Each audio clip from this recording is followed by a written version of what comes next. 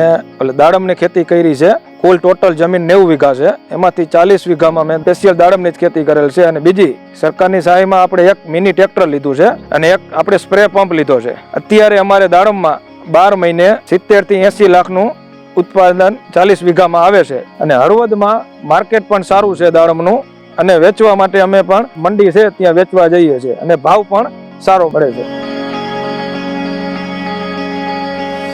હળવદ તાલુકાની વાત કરીએ તો એમાં અંદાજિત 3800 હેક્ટર જેટલું દાડમ પાકનું વાવેતર થયેલ છે અને ચાલુ વર્ષે બાગાયત ખાતા તરફથી 600 હેક્ટર જેવી મોટા વિસ્તારમાં બાગાયતી ખેડૂતોને દાડમ પાકમાં સહાય આપેલ છે। આપણે વાત કરીએ તો મુખ્યત્વે ટ્રેક્ટરમાં સહાય આપવામાં આવે છે, પેકિંગ મટીરિયલમાં પણ સહાય આપવામાં આવે છે, ક્રોપ કવર અને ફ્રૂટ કવરમાં પણ સહાય આપવામાં આવે છે। ત્યારબાદ વેચાણ વ્યવસ્થા જોવા જઈએ, જે વેપારીઓ છે તે ખેડૂતના ખેતરે આવે છે અને તે વેપારીઓ ગુજરાત રાજ્યના મોટા શહેરો તેમજ ભારત દેશના અલગ અલગ રાજ્યોમાં અને બહારના દેશોમાં પણ ત્યાંથી નિકાસ કરે છે।